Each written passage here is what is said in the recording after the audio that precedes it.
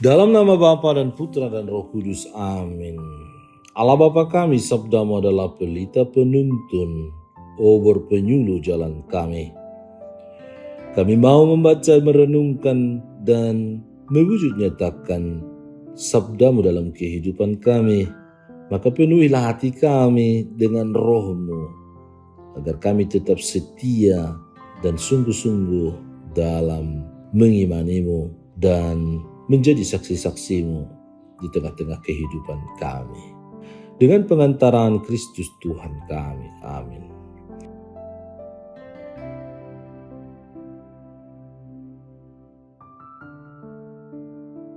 Tuhan bersamamu dan bersama roh-Mu. Inilah Injil suci menurut Yohanes. Dimuliakanlah Tuhan. Di rumah ibadat di Kapernaum, orang-orang Yahudi bertengkar antara mereka sendiri dan berkata, bagaimana Yesus ini dapat memberikan dagingnya kepada kita untuk dimakan? Maka kata Yesus kepada mereka, aku berkata kepadamu, sesungguhnya jikalau kamu tidak makan daging anak manusia dan minum darahnya, kamu tidak mempunyai hidup di dalam dirimu. Barang siapa makan dagingku dan minum darahku, yang mempunyai hidup yang kekal, dan aku akan membangkitkan dia pada akhir zaman. Sebab dagingku adalah benar-benar makanan dan darahku adalah benar-benar minuman. Barang siapa makan dagingku dan minum darahku, ia tinggal di dalam aku dan aku di dalam dia. Sama seperti Bapa yang hidup mengutus aku dan aku hidup oleh Bapa, demikian juga barang siapa yang memakan aku akan hidup oleh aku. Akulah roti yang telah turun dari surga, bukan roti seperti yang dimakan nenek moyang dan mereka telah mati. Barang siapa makan roti ini, ia akan hidup selama-lamanya. Semuanya ini dikatakan Yesus di Kapernaum ketika ia mengajar di rumah ibadat. Demikianlah sabda Tuhan. Terpujilah Kristus. Saudara-saudari terkasih, kebanyakan orang beranggapan di antara semua makhluk di bumi, manusia adalah yang paling tinggi tingkat hidupnya, martabatnya. Selain itu, dalam diri manusia ada dua sisi yang berbeda, kemanusiaan yang bersifat sementara dan hidup rohaninya yang kekal abadi. Dalam bacaan Injil hari ini, Yesus menyatakan bahwa hanya Dialah yang dapat memberikan hidup kekal kepada manusia. Berulang kali Yesus menyatakan bahwa Ia adalah roti pemberi hidup. Jikalau seorang makan dari roti ini, ia akan hidup selama-lamanya. Orang Yahudi merasa risih dan tidak suka pada ajaran ini, tetapi Yesus bukannya melunak, malah dengan lebih tegas menyatakan, jikalau kamu tidak makan daging anak manusia dan minum darahnya, kamu tidak mempunyai hidup di dalam dirimu.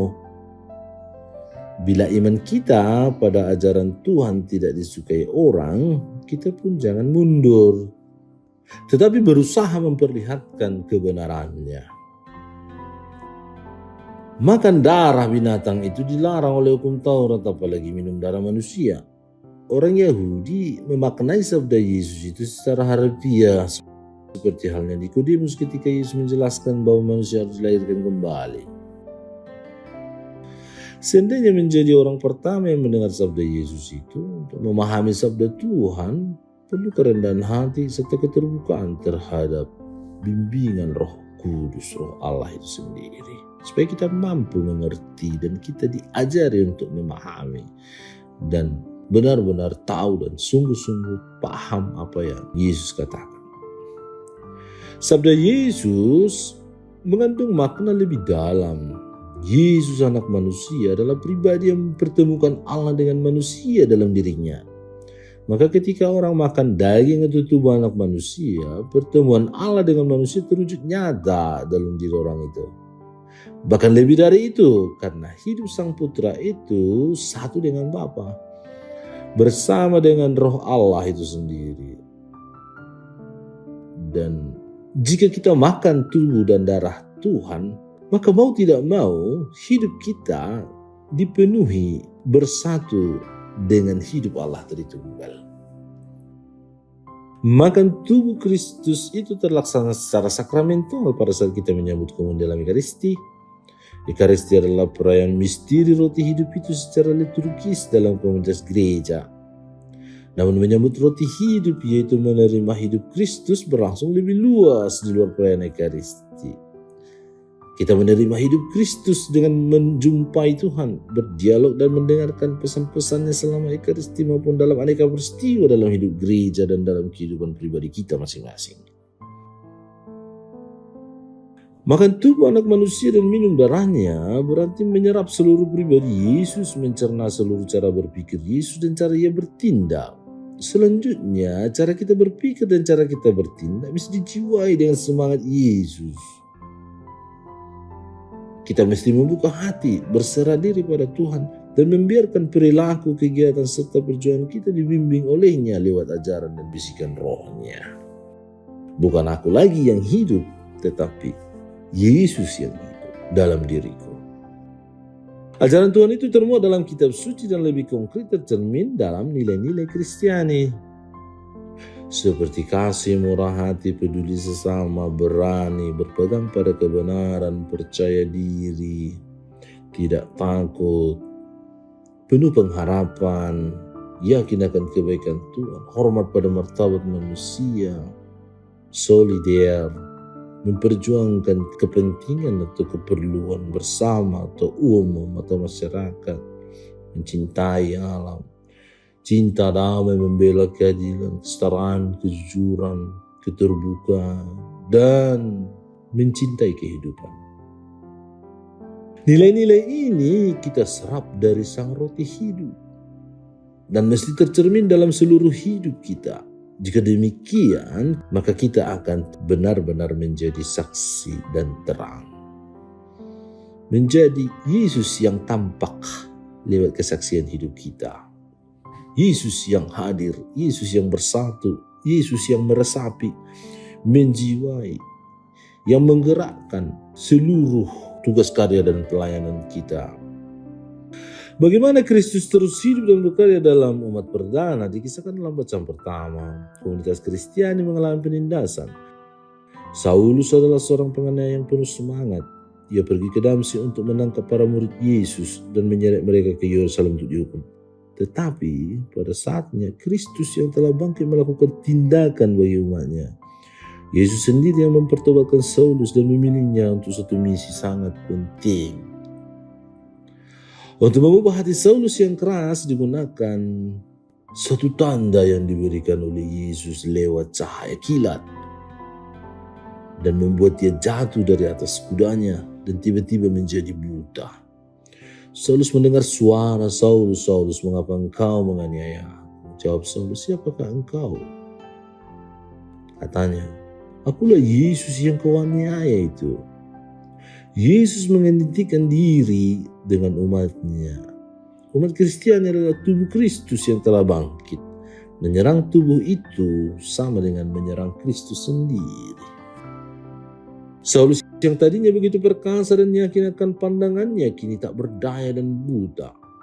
Setelah dicerahkan oleh Ananias tentang iman Kristiani, Saulus dibaptis. Matanya dapat melihat kembali. Tetapi kini yang dilihat berbeda. Paulus diterima oleh para murid di Damsyik.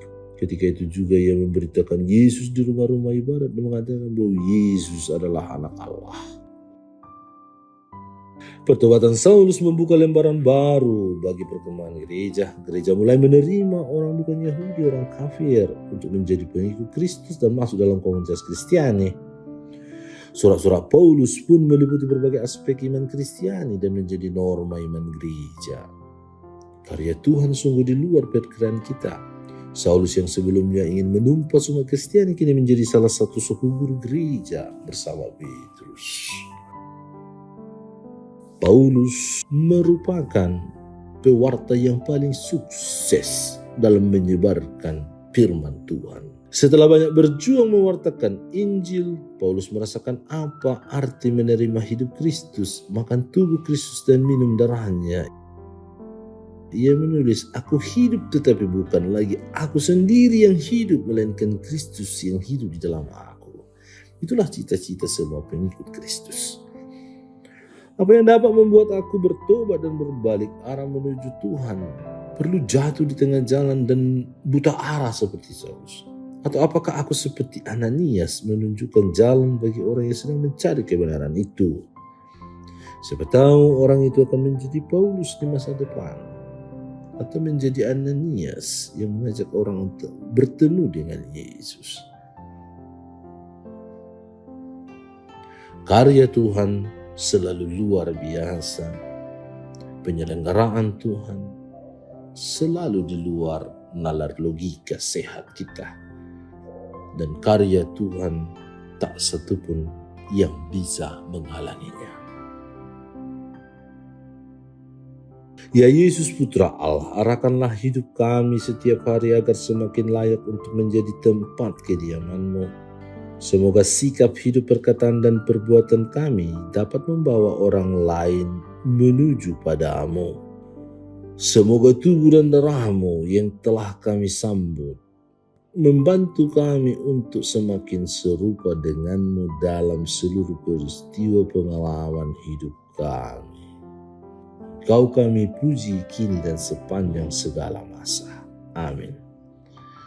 Tuhan bersamamu dan bersama rohmu. Semoga saudara sekalian dilindungi, dibimbing dan diberkati oleh Allah yang Maha Kuasa, Bapa dan Putra dan Roh Kudus. Amin.